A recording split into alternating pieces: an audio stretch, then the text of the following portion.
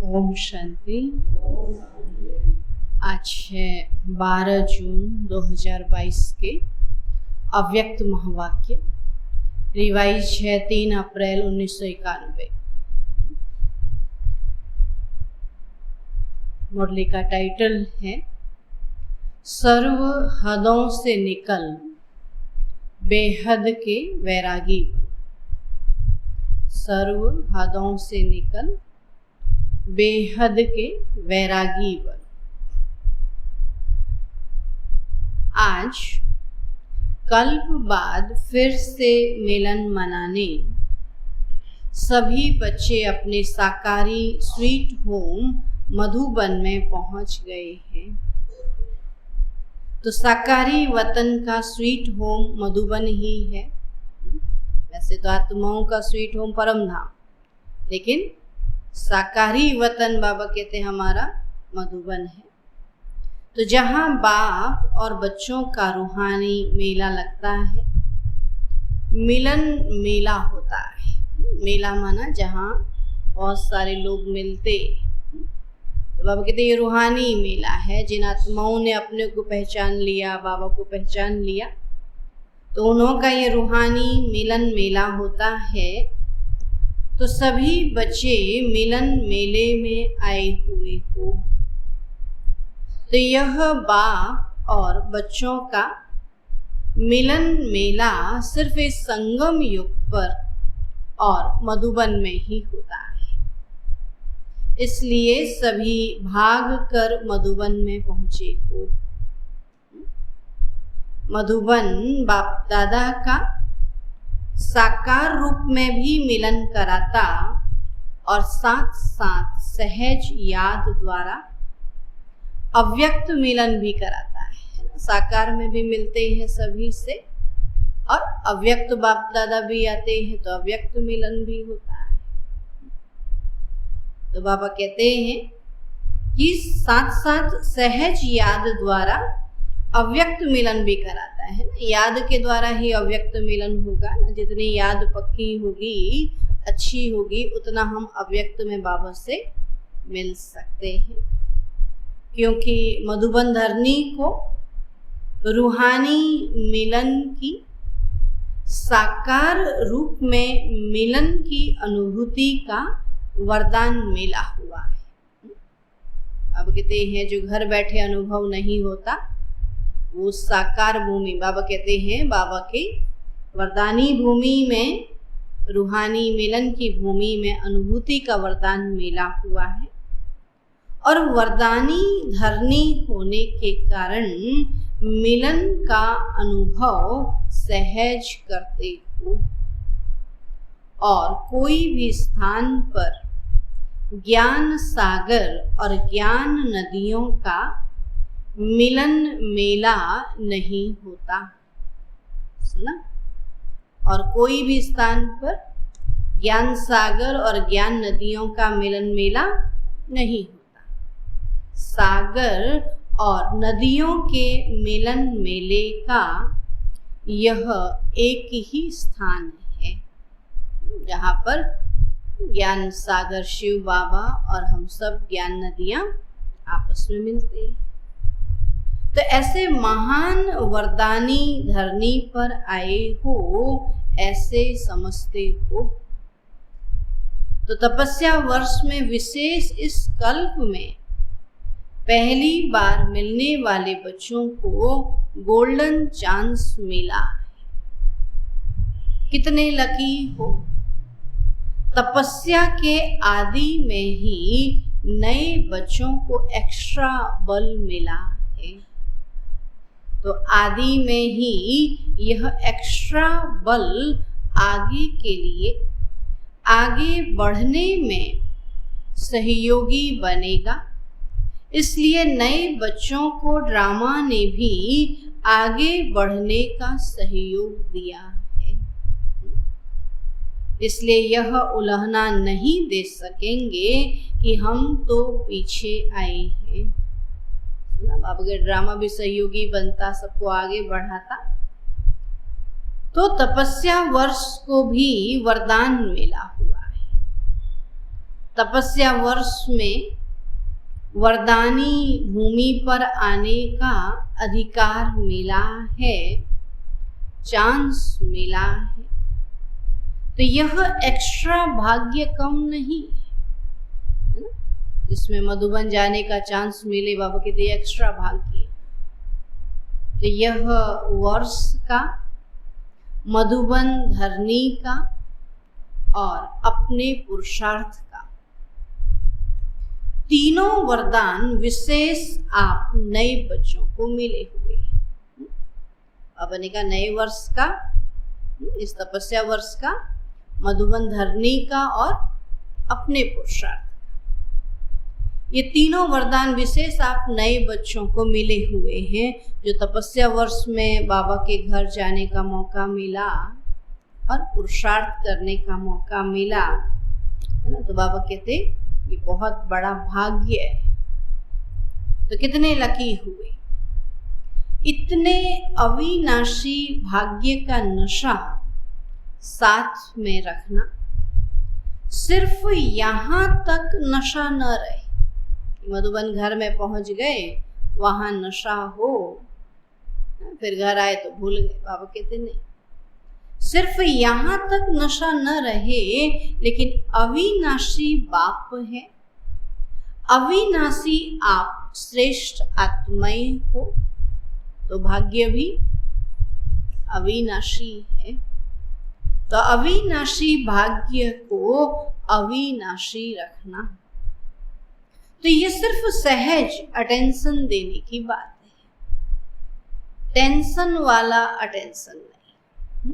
Attention रखने का भी क्या हो जाता है, टेंशन हो जाता है ना। तो बाबा ने कहा अटेंशन हो, टेंशन नहीं, सहज अटेंशन हो, और मुश्किल है भी क्या, है ना। एक बाबा के बन जाते हैं तो देखो स्वप्न में भी कितना अटेंशन रहता है, स्वप्न में भी कहीं ऐसी जगह जाते हैं, ऐसी चीज खाते हैं, तो वहां भी क्या रहता है, अटेंशन रहता है।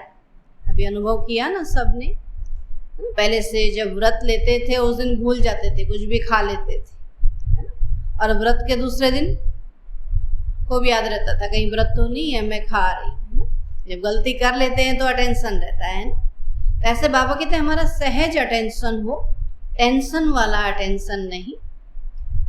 तो और मुश्किल है भी क्या, मेरा बाबा जान लिया, मान लिया, तो जो जान लिया, मान लिया, अनुभव कर लिया और अधिकार प्राप्त हो गया, फिर मुश्किल क्या है।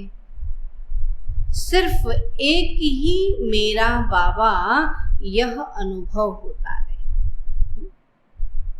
और यही फुल नॉलेज है कि सिर्फ मेरा बाबा है, बाकी तो सब बाबा ने हमको सेवा के लिए दिया है ना।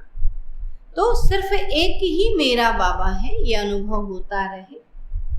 एक बाबा शब्द में सारा आदि मध्य अंत का ज्ञान समाया हुआ है, क्योंकि बीज है ना, बीज में अब सारा ज्ञान समाया हुआ होता है ना।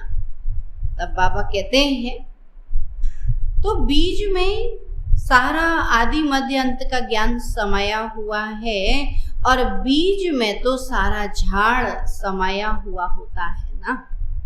बीज के अंदर सारे झाड़ का ज्ञान है। विस्तार भूल सकता है, लेकिन सार, एक शब्द कौन सा, बाबा, यह याद रहना मुश्किल नहीं। चलो वृक्ष को भूल जाएंगे, वृक्ष में शाखाएं हैं, है ना, बीज पत्ते हैं, वो भूल सकते, लेकिन मेरा बाबा शब्द नहीं भूल सकते। तो सदा सहज है ना, कभी सहज कभी मुश्किल नहीं। सहज तो सदा ही सहज होगा। तो सदा बाबा मेरा है कि कभी कभी मेरा है, सदा मेरा है। और जब सदा बाबा मेरा है तो याद भी सदा सहज है, कोई मुश्किल बात नहीं। भगवान ने कहा कि आप मेरे, और आपने कहा बाबा मेरा। कि आप मेरे, फिर क्या मुश्किल है? मेरी चीज को याद करना मुश्किल है? नहीं। इसलिए विशेष नए बच्चे और आगे बढ़ो, और अभी भी आगे बढ़ने का चांस है। अभी फाइनल समाप्ति का बिगुल नहीं बजा है, इसलिए उड़ो और औरों को भी उड़ाते चलो। सुना? बाबा कहते भी समाप्ति का बिगुल नहीं बजा, क्योंकि इसकी विधि है वेस्ट अर्थात व्यर्थ को बचाओ। बचत का खाता, जमा का खाता बढ़ाते चलो, क्योंकि 63 जन्म से बचत नहीं की है लेकिन गंवाया है। सभी खाते व्यर्थ गंवा कर खत्म कर दिया है ना। 63 जन्मों से बाबा कहते सब क्या कर दिया? व्यर्थ कर दिया। श्वास का खजाना भी गंवाया, संकल्प का खजाना भी गंवाया, और समय का खजाना भी गंवाया। तो गुणों का खजाना भी गंवाया, शक्तियों का खजाना भी गंवाया, तो ज्ञान का खजाना भी गंवाया। कितने खजाने हो गए? श्वास, संकल्प, समय, गुण, शक्तियां और ज्ञान। अब ये सब क्या किया? गंवाया ही गंवाया। कितने खाते खाली हो गए, और अभी इन सभी खातों को जमा करना है, और जमा होने का समय भी अभी ही है, और जमा करने की विधि भी बाप द्वारा सहज मिल रही है। जमा भी अभी होने हैं और विधि भी सहज है, और बताने वाला बाबा है। तो विनाशी खजाने खर्च करने से कम होते हैं। धन है, स्थूल चीजें हैं, खर्च करेंगे तो ये कम हो जाएंगे, लेकिन ये खजाने क्या होंगे?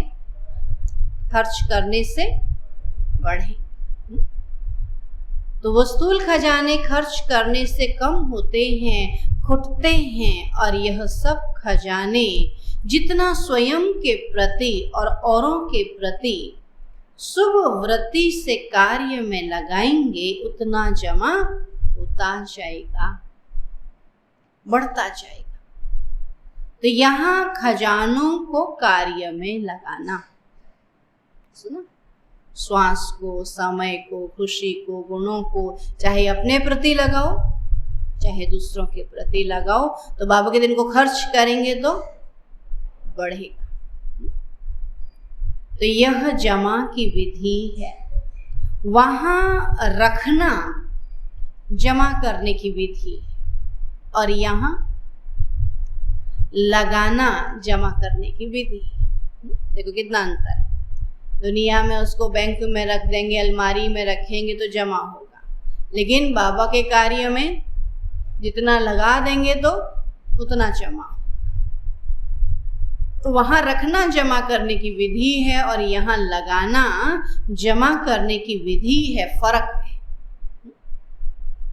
समय को स्वयं प्रति या औरों प्रति शुभ कार्य में लगाओ तो जमा होता जाएगा।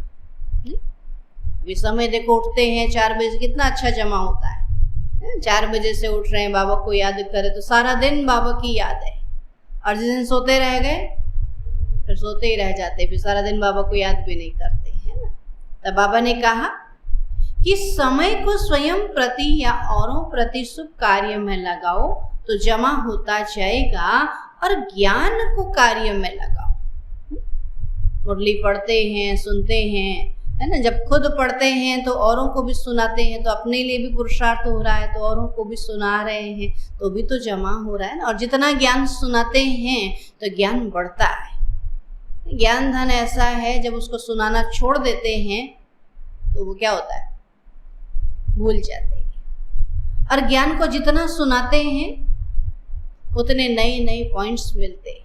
हम सोचते हैं किसको सुना है, तो चुप रहना अच्छा, तो चुप रहते हैं तो सारा ज्ञान भूल जाता है। इसलिए बाबा कहते ज्ञान को कार्य में लगाओ, ऐसे गुणों को, शक्तियों को जितना लगाएंगे उतना बढ़ेगा।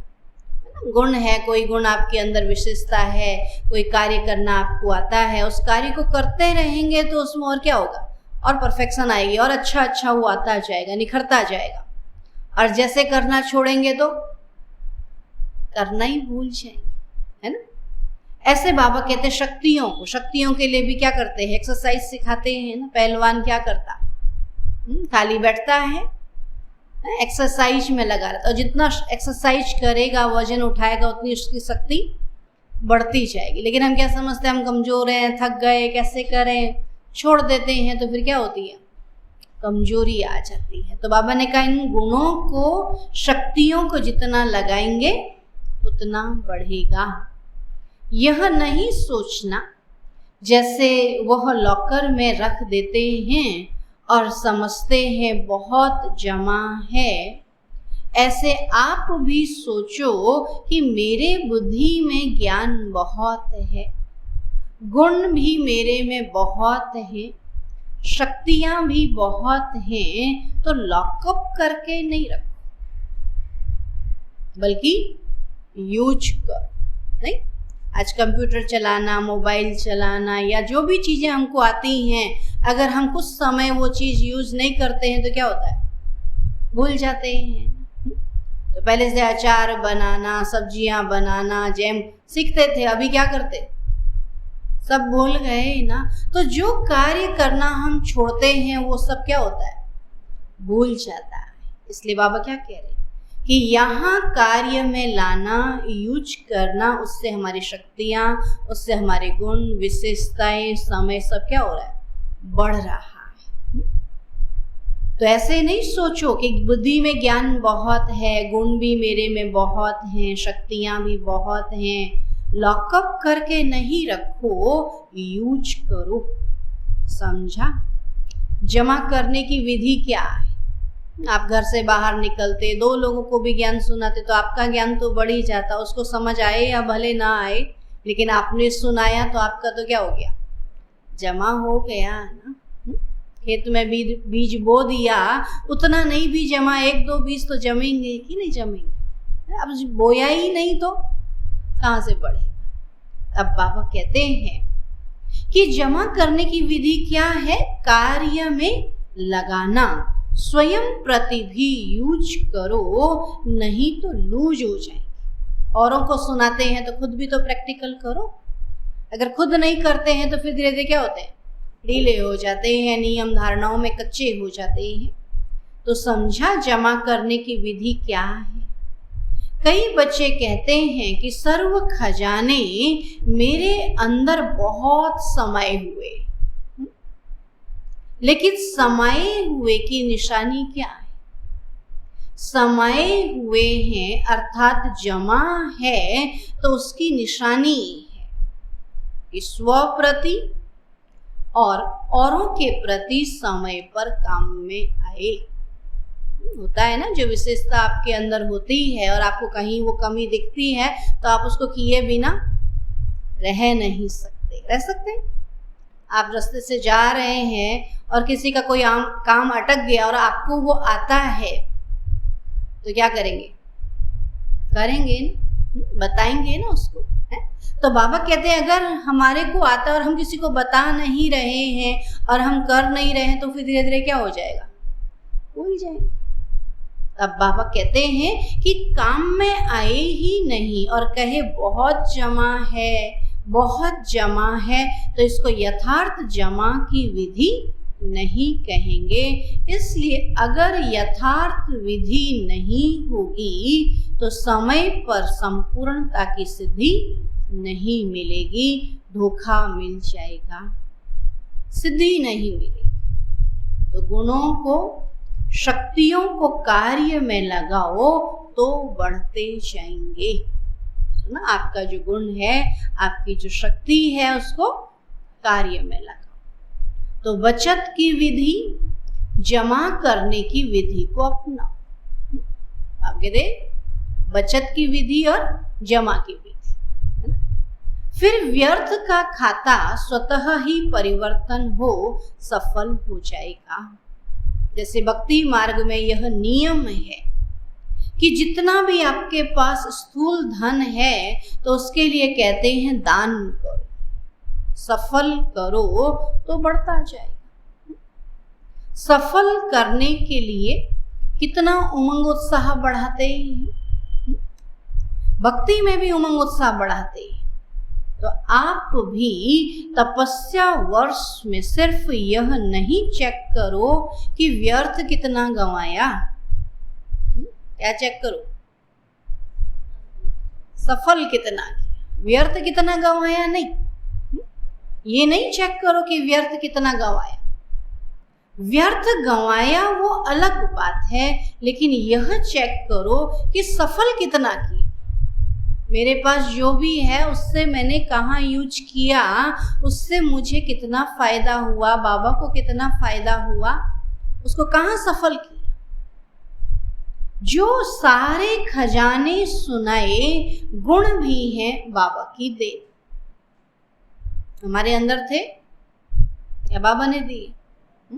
हमने तो उसको कम ही समझा था, लेकिन बाबा ने उसको क्या बना दिया, गुण बना दिया। जैसे बाबा माताओं के लिए कहते हैं ना, माताओं की आदत है पेट में कोई बात नहीं रहती है, लेकिन बाबा ने उस गुण को विशेषता बना दी कि इनको ज्ञान सुना दो तो क्या करेंगे, सबको बांटती रहेंगे, इनके पेट में तो बचेगा नहीं। तो हमने उसको कमजोरी समझा था, लेकिन बाबा ने उसको विशेषता बना दी। अब बाबा कहते हैं हम क्या समझते ये कमी, तो कमी कमजोरी को भी क्या बना दो, विशेषता बना। तब बाबा कहते हैं गुण भी हैं बाप की देन, मेरा यह गुण है, मेरी शक्ति है, ये स्वप्न में भी गलती नहीं करना। मेरा नहीं है, बाबा ने दिया है सेवा के लिए। तो ये स्वप्न में भी गलती नहीं करना कि मेरा ये गुण है, मेरी शक्ति है, ये बाप की देन है। तो प्रभु देन, परमात्मा देन को मेरा मानना यह महापाप है। सुना, कई बार कई बच्चे साधारण भाषा में सोचते भी हैं और बोलते भी हैं कि मेरे इस गुण को यूज नहीं किया जाता, मेरे में यह शक्ति है, मेरी बुद्धि बहुत अच्छी है, इसको यूज नहीं किया जाता है। बाबा कहते मेरी कहाँ से आई, मेरी कहा और मैली हुई। बाबा ने अपना बना करके ये बुद्धि दी, ये गुण दिया, तो बाबा अपना कार्य कराएगा। तो बाबा कहते मेरी क्यों कहा। भक्ति में भी यह शिक्षा 63 जन्मों से देते रहे हैं कि मेरा नहीं मानो, तेरा मानो। भजन में गाते हैं ना, आरती में गाते हैं ना, तेरा तुझको अर्पण क्या लागे मेरा। वहां भी ये सिखाते रहे ना कि तेरा मानो, लेकिन फिर भी माना नहीं। तो ज्ञान मार्ग में भी कहना तेरा, मानना मेरा, ये ठगी यहां नहीं चलती। सुना, इसलिए प्रभु प्रसाद को अपना मानना यह अभिमान और अपमान करना है। भगवान ने दिया है, भगवान का प्रसाद है, तो बाबा कहते इसको मेरा मानना ये भगवान का अपमान करना है। तो बाबा बाबा शब्द कहाँ भी भूलो नहीं।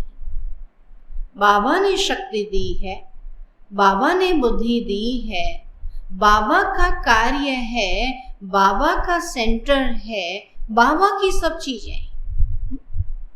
ऐसे नहीं समझो मेरा सेंटर है, हमने बनाया है, हमारा अधिकार है, तो हमारा शब्द कहाँ से आया। बाबा कहते आपका है क्या, गठरी संभाल कर रखी है क्या। सब किसने दिया, बाबा ने दिया ना। पहले था क्या, जब बाबा के बने तब बाबा ने दिया ना। अगर पहले ही हमने दे दिया होता बाबा का, तब तो कहते हाँ आपका है बाबा ने हमको संभाला, बाबा ने बुद्धि दी, तो बाबा ने बनाया तो बाबा का है ना।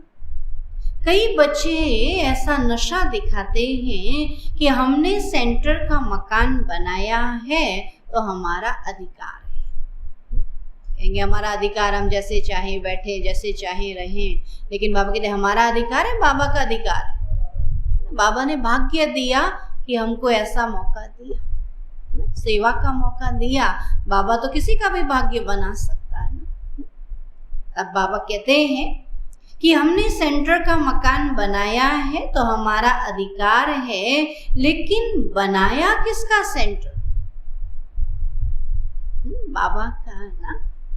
बाबा का सेंटर है ना, तो जब बाबा को अर्पण कर दिया तो फिर आपका कहाँ से आया, मेरा कहाँ से आया? तो जब बुद्धि चलती है तो कहते हैं मेरा है, और मेरे ने ही मैला किया, फिर मैला होना है। इतना समय 63 जन्म मेरा मेरा कहते मैले बने, और अभी बाबा ने हमको निकाल दिया, फिर भी मेरा कहें तो बाबा कहते कि अभी भी मैला बनना है। जब ब्राह्मण बने तो ब्राह्मण जीवन का बाप से पहला वायदा कौन सा है? नयों ने वायदा किया है या पुरानों ने किया है? नए भी अभी, बाबा कहते नए तो अभी भी पुराने होकर आए हो ना। जो मधुबन जाते हैं तो 1 साल पुराने हो जाते, तभी तो मधुबन जाते हैं। नए को ले जाते हैं मधुबन, बोले ने 1 साल धारणा करो, तो नए भी अभी तो पुराने होकर आए हो ना। निश्चय बुद्धि का फॉर्म भरकर आए हो ना। तो सबका पहला पहला वायदा है, तन मन धन और बुद्धि सब तेरे। यह वायदा सभी ने किया है। अभी वायदा करने वाले हो तो हाथ उठाओ, बोलो वायदा करने वाले हो। ऐसे ऐसे हाथ उठा रहे, अभी वायदा है, मधुबन गए तो वायदा घर आए।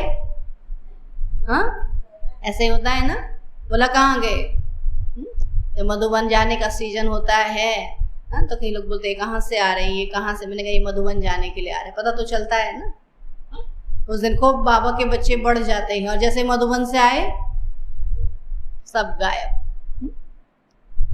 तब बाबा कहते हैं तो सबका पहला पहला वायदा है ना। अभी वायदा करने वाले हो तो हाथ उठाओ, जो समझते हैं कि आईवेल के लिए कुछ तो रखना पड़ेगा। अंत समय मुसीबत आए तो उस समय के लिए कुछ रखना पड़ेगा। सब कुछ बाबा को कैसे दे देंगे? कुछ तो किनारा रखना पड़ेगा। और जो समझते हैं कि ये समझदारी का काम है वो हाथ उठाओ। बाबा पूछते कुछ किनारे रखा है? देखना, फिर ये नहीं कहना कि हमको किसने देखा, इतनी भीड़ में किसने देखा। बाप के पास तो टीवी बहुत क्लियर है, उससे छिप नहीं सकते हो। इसलिए सोच समझ करके थोड़ा रखना हो तो भल रखो। पांडव क्या समझते हो? थोड़ा रखना चाहिए, रखना चाहिए, थोड़ा बचेगा। बचेगा कौन सा? जो किया, जो लगा दिया वो बचेगा, जो रखा है वो। तो अच्छी तरह सोचो। बाबा कहते हैं जिनको रखना है वो अभी हाथ उठा ले, बच जाएंगे। बाबा हमने तो आपको बता दिया था, हमने तो रख लिया। तो बाबा कहते वह भी हाथ उठा ले, बच जाएंगे। नहीं तो ये समय, ये सभा, ये आपका कांध का हिलाना, ये सब दिखाई देगा तो कभी भी मेरापन नहीं रखो। बाप कहा और पाप गया। बाप नहीं तो पाप हो जाता है, और पाप के वश होते फिर बुद्धि काम नहीं करती। कितना भी समझाओ कहेंगे नहीं ये तो राइट है, ये तो होना ही है, ये तो करना ही है। तो बाप को भी रहम पड़ता है, क्योंकि उस समय पाप के वश होते हैं तो बाप भूल जाता है तो पाप आ जाता है। और पाप के वश होने के कारण जो बोलते हैं, जो करते हैं, वह स्वयं भी नहीं समझते कि हम क्या कर रहे हैं, क्योंकि परवश होते हैं। तो सदा ज्ञान के होश में रहो, पाप के जोश में नहीं आओ। बीच बीच में यह माया की लहर आती है, माया भी तो दिखेगी ना। आप नए इन बातों से बच करके रहना, मेरा मेरा में नहीं जाना। थोड़ा पुराने हो जाते हैं तो फिर यह मेरे मेरे की माया बहुत आती है। मेरा विचार, मेरी बुद्धि ही नहीं तो मेरा विचार कहाँ से आया? बुद्धि किसको दे दी? बाबा को ना। तो बाबा जैसा कहे फिर वैसा करना। तो मेरा विचार कहाँ से आया? तो समझा जमा करने की विधि क्या है। कार्य में लगाना, सफल करो, अपने ईश्वरीय संस्कारों को भी सफल करो, तो व्यर्थ संस्कार स्वतः ही चले जाएंगे। ईश्वरीय संस्कारों को कार्य में नहीं लगाते हो तो वह लॉकर में रहते और पुराना काम करते रहते। कईयों की यह आदत होती है कि बैंक में या अलमारियों में रखने की, नहीं? बहुत अच्छे कपड़े होंगे, बहुत पैसे होंगे, चीजें होंगी, लेकिन यूज फिर भी पुराना करेंगे, नहीं? पुरानी वस्तु से उन्हों को प्यार होता है और अलमारी की चीजें अलमारी में ही रह जाएंगी और वो पुराने से ही चला जाएगा। हाँ, होता है ना, कईयों को कहना पड़ता अब तो छोड़ दो इसको, तो वो पुराने से ही चला जाएगा। तो ऐसे नहीं करना, पुराने संस्कार यूज करते रहो और ईश्वरीय संस्कार बुद्धि के लॉकर में रखो नहीं। बहुत समय पुराने संस्कारों को यूज किया, अभी ईश्वरीय संस्कारों से कार्य चला। ऐसे नहीं करना, पुराने संस्कार यूज करते रहो और ईश्वरीय संस्कार बुद्धि के लॉकर में रखो नहीं। कार्य में लगाओ, सफल करो। तो यह चार्ट रखो कि सफल कितना किया। बाबा परसेंटेज निकालने के लिए कहता है ना कि हमने सफल कितना किया। सफल करना माना बचाना या बढ़ाना। सफल करेंगे तो बढ़ेगा। बाबा किसी का रखता नहीं है, हम देख रहे हैं ना। जब से बाबा के बने हैं, बाबा ने किसी का रखा? जितना बाबा को दिया, बाबा ने उसका कई गुना करके दे दिया है। तो बाबा हमको देता है रिटर्न करने के लिए, लेकिन हम ही क्या समझते हैं, दे देंगे तो फिर हम क्या खाएंगे, सभी बाबा को दे देंगे तो कहाँ से आएगा। तो बाबा ने कहा नहीं, सफल करना माना बढ़ाना। मनसा से सफल करो, वाणी से सफल करो, संबंध संपर्क से, कर्म से, अपने श्रेष्ठ संग से, अपने अति शक्तिशाली वृत्ति से सफल करो। सुना? वैसे सफल कर देते हैं, लेकिन यहां से फिर सोचते रहते हैं, तो क्या फायदा। तो बाबा ने कहा मनसा से सफल करो, वाणी से सफल करो, ज्ञान का दान भी करो, मनसा से योग लगाओ, संबंध संपर्क कर्म में आ रहे हैं, अपने श्रेष्ठ संग से, बाबा कहते जिनके भी साथ में रहते हैं उनको भी क्या करो, ज्ञान का दान करो। ऐसे नहीं कि मेरी वृत्ति तो अच्छी रहती है लेकिन सफल कितना किया। अगर मेरी वृत्ति अच्छी है तो मेरे साथ में जो रहेंगे उनकी वृत्ति भी अच्छी बन जाएगी। अगर मैं अच्छी हूँ, मेरी मनसा अच्छी है, मेरी वृत्ति अच्छी है, मेरा ज्ञान अच्छा है, तो मेरे साथ में रहने वाले भी सब कैसे होंगे, सब बाबा के बन जाएंगे, बाबा की बातों को मानेंगे। अगर मेरे साथ में रहने वाले नहीं मानते तो माना अभी मेरे अंदर परिवर्तन नहीं। अब बाबा कहते हैं ऐसे नहीं कि मेरी वृत्ति तो अच्छी रहती लेकिन सफल कितना किया। मेरे संस्कार तो हैं ही शांत, लेकिन सफल कितना किया, कार्य में लगाया। तो यह विधि अपनाने से संपूर्णता की सिद्धि सहज अनुभव करते रहेंगे। सफल करना ही सफलता की चाबी है। सुना? जितना सफल करेंगे, तन मन धन, बाबा कहते समय श्वास संकल्प संबंध संपर्क सब सफल करेंगे तो क्या होगा? सब में वृद्धि हो जाएगी, सफलता मिल जाएगी। समझा क्या करना है? सिर्फ अपने में ही खुश नहीं होते रहो। सिर्फ अपने में ही खुश नहीं होते रहो कि मैं तो बहुत अच्छी गुणवान। अब कहते मेरे को देख करके और भी बने, मेरे संबंधी बने तब तो कहेंगे गुणवान है, नहीं तो क्या कहेंगे? तो बाबा कहते हैं सिर्फ अपने में ही खुश नहीं होते रहो कि मैं तो बहुत अच्छी गुणवान हूँ, मैं बहुत अच्छा भाषण कर सकती हूँ, मैं बहुत अच्छा ज्ञानी हूँ, योग भी मेरा बहुत अच्छा है। लेकिन अच्छा है तो यूज करो ना, उसको सफल करो। अगर मेरा भाषण अच्छा है तो जाके भाषण करो, मेरा योग अच्छा है तो योग करो, सबका लग जाए। नहीं, अगर समझते हैं मेरा योग अच्छा है तो अमृत बेला सामने बैठ करके योग लगाएं, या आप जहां बैठेंगे योग लगाएंगे तो वहां बैठने वालों का सबका क्या होगा? लग जाएगा कि नहीं लग जाएगा? अगर आप ज्ञान अच्छा सुनाते हैं तो आप जिसको ज्ञान सुनाए वो बाबा का क्या बनेगा? 100% पक्का बच्चा बन जाएगा। अब बाबा कहते हैं अच्छा है तो यूज करो ना, उसको सफल करो। तो सहज विधि है, कार्य में लगाओ और बढ़ाओ। बिना मेहनत के बढ़ता जाएगा और 21 जन्म आराम से खाना। क्या मेहनत है? जब सब मेरे को बाबा ने दिया है तो फिर मेहनत किया है, वहां मेहनत नहीं करनी पड़ेगी। तो बाबा कहते विशाल महफिल है, मधुबन में बहुत सारे पहुंच गए तो विशाल महफिल है। ओम शांति भवन का हॉल एकदम फुल भर गया, इसलिए कईयों को नीचे मेडिटेशन हॉल, छोटे हॉल में बैठना पड़ा। हॉल छोटा पड़ गया, जैसे अभी भी होता है ना।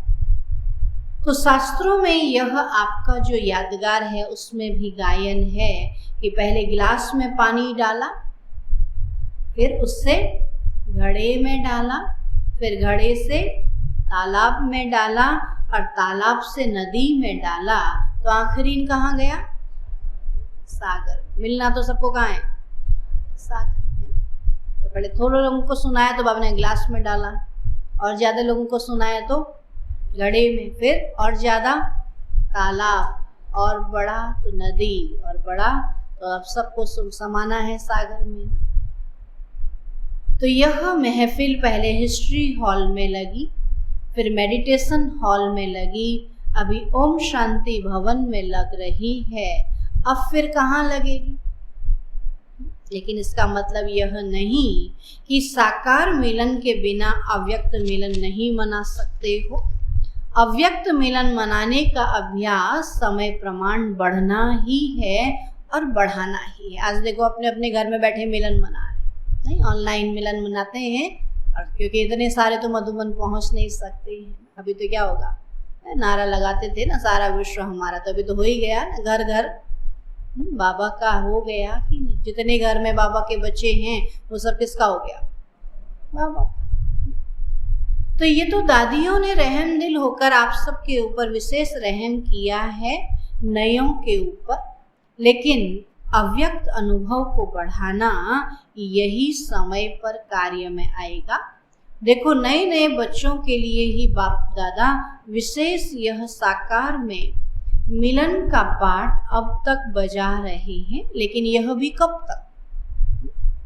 सभी खुश राजी हो, संतुष्ट हो, बाहर रहने में भी संतुष्ट हो, तो ये भी ड्रामा में पार्ट है। उस समय बाहर रहना पड़ा ना, इतनी जगह कम हो गई। जब कहते हो सारा आबू हमारा होगा, तो वो कैसे होगा? ऐसे ही होगा ना, बाबा मिलन में जाएंगे, अंदर जगह नहीं तो सारे आबू में रहेंगे, तो सारा आबू अपना हो जाए। तो पहले आप चरण तो रखो, फिर अभी जो धर्मशाला नाम है वो अपना हो जाएगा। देखो विदेश में अभी ऐसे होने लगा है, चर्च इतने नहीं चलते हैं तो बीके को दे दिए। नहीं, विदेशों में ऐसा हो गया। बॉम्बे में देखो सारे पार्क दे दिए बीके को, मधुबन में भी देखो सारा जंगल दे दिया है, बोला आप आबाद करो, आप देखा भाली करो। तो ऐसे धीरे धीरे करके सब क्या होगा। यूपी में देखो अभी, है ना, डीएम को आदेश दे दिया कि सारे डीएम अपने अपने ऑफिस में बाबा का ज्ञान सुनाए। तो ऐसे ही तो होगा ना, धीरे धीरे वो गवर्नमेंट क्या कर रही है, देती जा रही है ना। ऐसे सारा विश्व अपना हो जाएगा कि नहीं। तो कहा अभी जो धर्मशाला नाम है, तो विदेशों में चर्च इतने नहीं चलते हैं तो बीके को दे दी है। और जो ऐसे बड़े बड़े स्थान हैं चल नहीं पाते हैं तो ऑफर करते हैं ना। तो ब्राह्मणों के चरण पड़ रहे हैं जगह जगह पर, इसमें भी राज है। अभी जो कहते फुर्सत नहीं तो गवर्नमेंट डंडा बजाएगी, सबको फुर्सत हो जाएगी, है ना। उन्हीं के ऑफिस में बैठकर सुनाएंगे तो फुर्सत ही फुर्सत है ना। अभी ऑफिस में बैठ के क्या कर रहे हैं, बोला ज्ञान सुन रहे हैं। बाबा के घर में नहीं आते हैं तो अभी वहीं पहुंच गए। तो इसमें भी राज है। ब्राह्मणों को रहने का ड्रामा में पार्ट मिला है, तो सारा ही अपना जब हो जाएगा फिर क्या करेंगे, आप पे ही ऑफर करेंगे कि आप संभालो, हमें भी संभालो, आश्रम भी संभालो, और जिस समय जो पार्ट मिलता है उसमें राजी रह करके पार्ट बजाओ।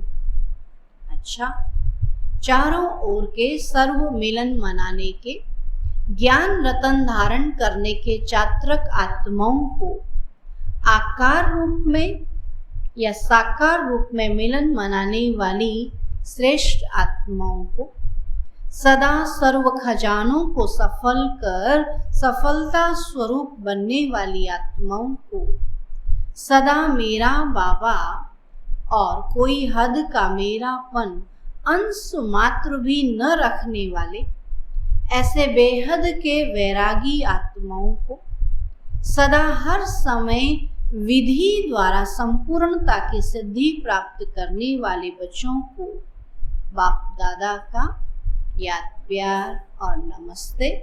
हम रूहानी बच्चों की रूहानी बाप दादा को नमस्ते नमस्ते।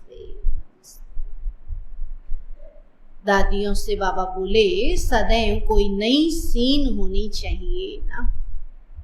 यह भी ड्रामा में नई सीन थी जो रिपीट हुई। ये सोचा था कि ये हॉल भी छोटा हो जाएगा, जब ओम शांति भवन बना होगा तो कितने खुशी में इतना बड़ा हॉल बन गया। आज 20,000 का हॉल भी छोटा हो गया। तो ऐसा सोचा था कि ये हॉल भी छोटा हो जाएगा। सदा एक सीन तो अच्छी लगती नहीं, कभी कभी की सीन अच्छी लगती है। तो यह भी एक रूहानी रौनक है ना। इन सभी आत्माओं का संकल्प पूरा होना था, इसलिए यह सीन हो गई। यहाँ से छुट्टी दे दी, भले जाओ भले आओ। मधुबन छुट्टी देगा तभी तो नहीं पहुंचेंगे ना, कि भले आओ तो क्या करेंगे, अभी तो नए और बढ़ने हैं, और पुराने तो पुराने हो गए। जैसे उमंग से आए हैं वैसे अपने को सेट किया है, यह अच्छा किया है।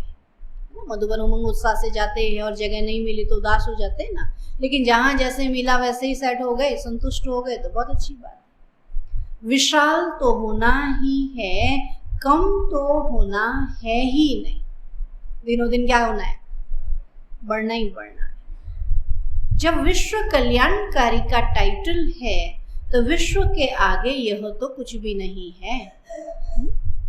वृद्धि भी होनी है और विधि भी नए से नई होनी है। कुछ न कुछ तो विधि होती रहनी है। अभी वृत्ति पावरफुल होगी, तपस्या द्वारा वृत्ति पावरफुल हो जाएगी, तो स्वतः ही वृत्ति द्वारा आत्माओं की वृत्ति चेंज होगी। हमारी वृत्ति चेंज होगी तो हमको देख करके हमारी वृत्ति से औरों की वृत्ति भी चेंज होगी।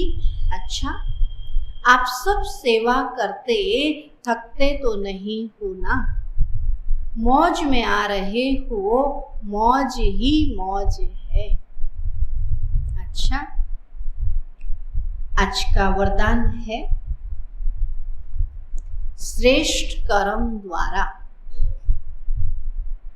श्रेष्ठ कर्म द्वारा दुआओं का स्टॉक जमा करने वाले, दुआओं का स्टॉक जमा करने वाले चैतन्य दर्शनीय मूर्त भव। श्रेष्ठ कर्म द्वारा दुआओं का स्टॉक जमा करने वाले चैतन्य दर्शनीय मूर्त भव। बाबा कहते जो भी कर्म करो उसमें दुआएं लो और दुआएं दो।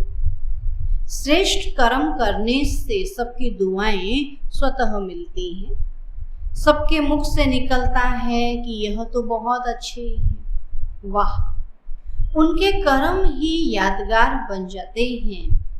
बल कोई भी काम करो लेकिन खुशी लो और खुशी दो, दुआएं लो और दुआएं दो।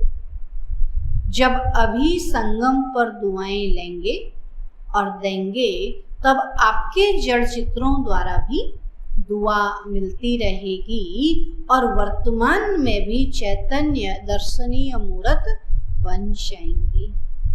स्लोगन है सदा उमंग उल्लास में रहो तो आलस्य खत्म हो जाएगा। सदा उमंग उल्लास में रहो तो आलस्य खत्म हो जाएगा। उमंग नहीं तो क्या होता है, आलसी बने रहते, पड़े रहते हैं। और जब उमंग उत्साह होता है तो सारा आलस्य गायब हो जाता है। अच्छा, ओम शांति। याद रहेगा, सफल करो सफलता पाओ। आज का अव्यक्त इशारा है, अगर कोई शांति का प्यासा है उसको शांति